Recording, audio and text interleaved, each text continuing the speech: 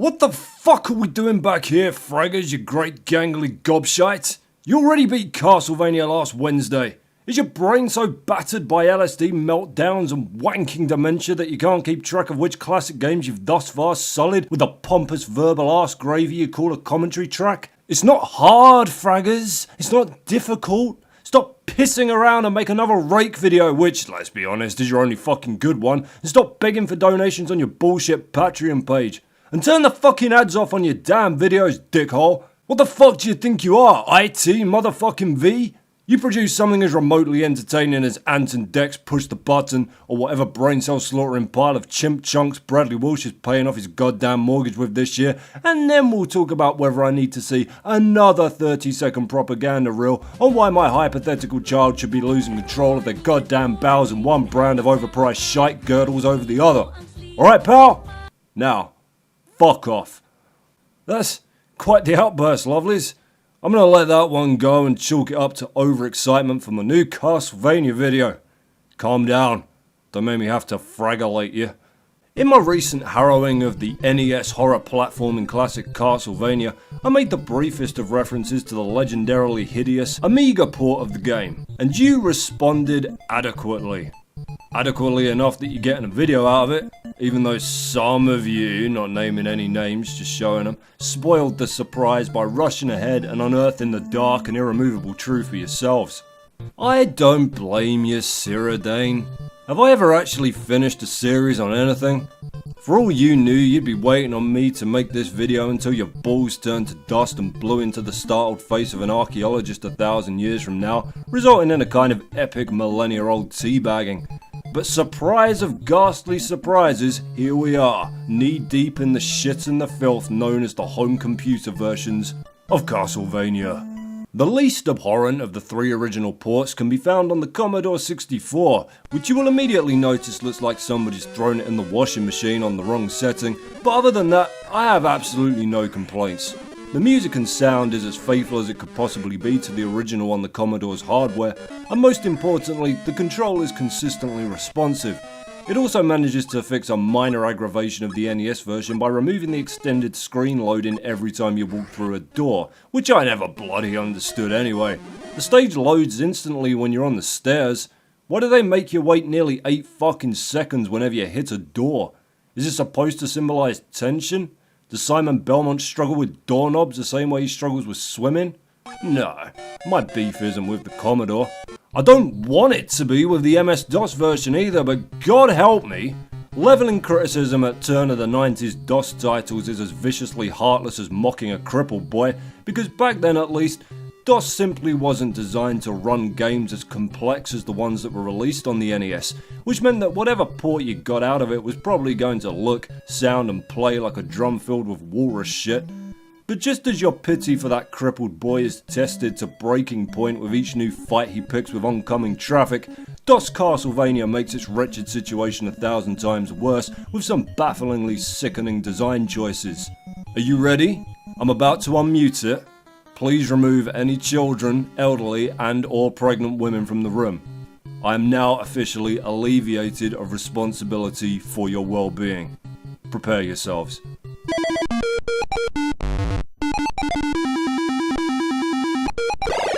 What in the bleeding ears of baby Jesus is that? Never mind the colour palette that looks like somebody stabbed you in the eyes with drugs. Never mind the atrociously stuttered scrolling that makes the game nearly fucking unplayable when combined with a set of controls that need to be played to be believed. Like, it would be easier to play it on the NES even if you were simultaneously giving birth to it. Never mind the enemies that just kill themselves out of the suicidal shame of appearing in this digitized car accident. Never mind all that. What the fuck is that goddamned racket? Sweet sodding mercy, the trials you used to have to go through to get the sound to even work in a DOS game, only to be rewarded with this unspeakable. It sounds like 2 robots having a fucking argument. It sounds like somebody trying to beat Wolverine to death with a metal detector.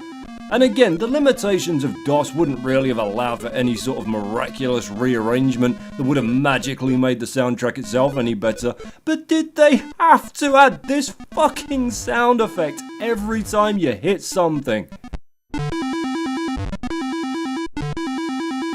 every time, every enemy, every candle, every motherfucking time. Why?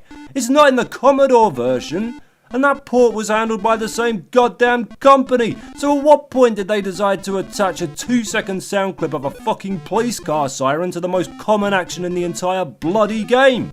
Hear it enough and you start to pray it was accidentally captured as the cops showed up at the office and shot enough lead into every sadistic lunatic responsible for this atrocious sonic felony to be able to recycle their corpses into enough complimentary pencils for every poor bastard that bought this to be able to use to stab themselves through the fucking eardrums.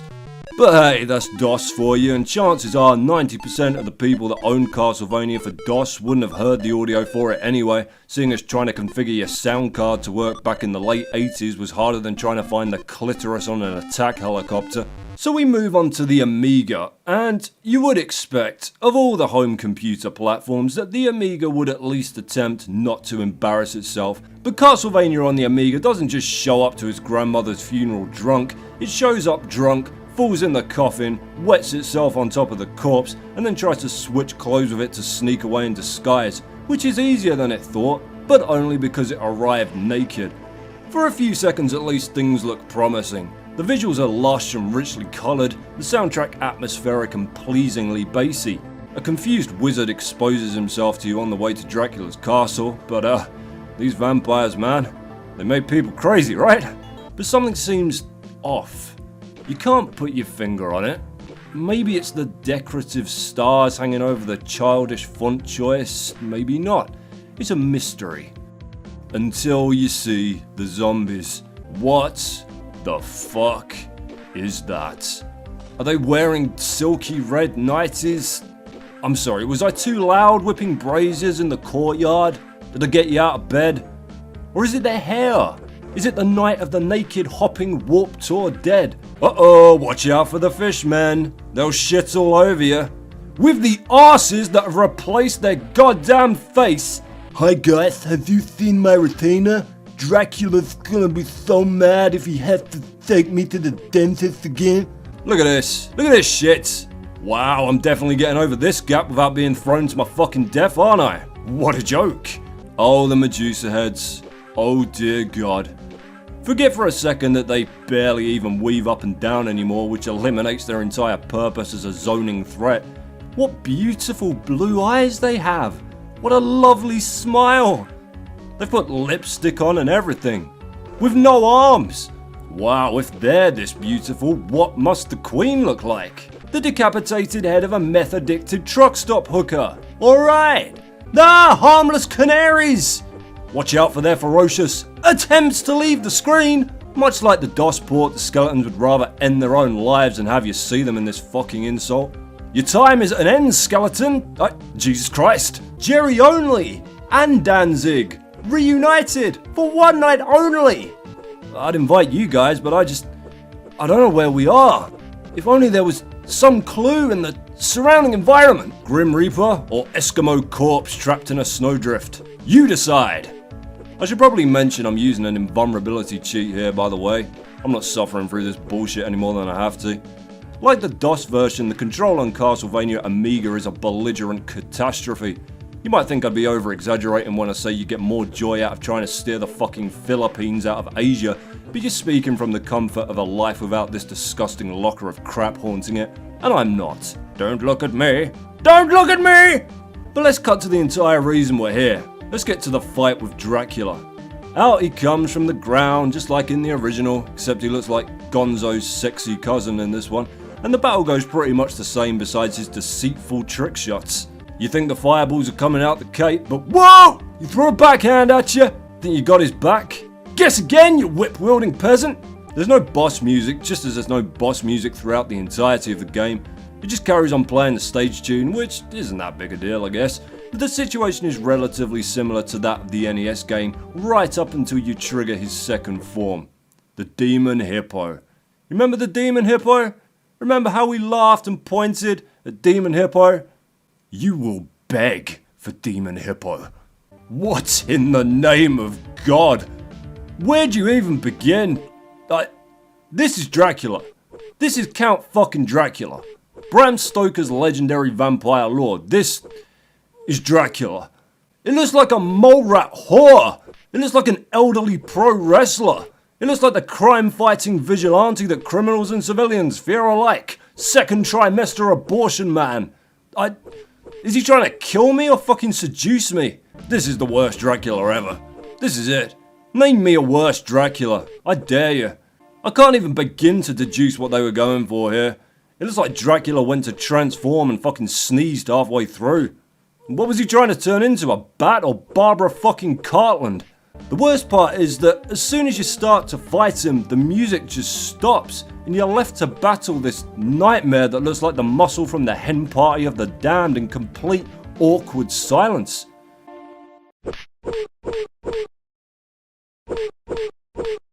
Then it's all over and God's like, enough of that shit. I actually kinda like that ending over the detonating castle of the original, but whatever, it's still a piece of shit. It would pain me to end a video on a series I love so much on such a revoltingly low note, so before we go, let's take a quick look at a truly excellent port of Castlevania on the MSX2, which is actually not a port at all. I know, I tricked you with words, what a charlatan. Vampire Killer was developed at the exact same time as the original Castlevania on NES, but it plays very differently. First of all, Simon wears pink because MSX Simon tried to give a shit about what you think he really did, but he's having such a hard time with his emotional constipation right now that maybe you should just fuck off. Vampire Killer has one massive difference over Castlevania, and that is that rather than you strolling through the stages, whipping down everything in your path, you find yourself exploring different areas of the castle for keys and power-ups that will allow you to progress. This makes it a great deal harder than Castlevania, as the enemies constantly respawn, which turns it into an utter fucking nightmare once you reach any area with hunchbacks, and the keys you need to escape are often hidden away in false walls, meaning that you truly do have to scour every screen you enter to minimise the risk of being hurt too badly by constant backtracking. There are some very nice sprite swaps from the original to Gorpat as well. The Medusa heads are now emaciated skulls that snap menacingly at you, which I guess makes more sense as an attack than just bumping into you like a rude shopper, and their queen haunts a disturbing blood-soaked bust in her own cursed chapel. Most notably, Dracula is much more gruesome than his NES counterpart, now appearing as a near-decomposed corpse with an arterial spray of gore up one side of his face, and his hilarious second form is replaced by him possessing his own enormous portrait to vomit hordes of bats at you. Although Vampire Killer hasn't aged anywhere near as well as Castlevania, it's still a fascinating, awesome experiment in the franchise, albeit one of its most savagely difficult entries. That's all for today, gang. If you'd like to see more retro Castlevania, holla at your boy, and I'll take you on a journey through the much maligned but still not very good Castlevania 2 Simon's Quest. Until then, say your prayers, eat your greens, and listen to your parents, lest you be visited in the cold black of the night by Grandma Morat.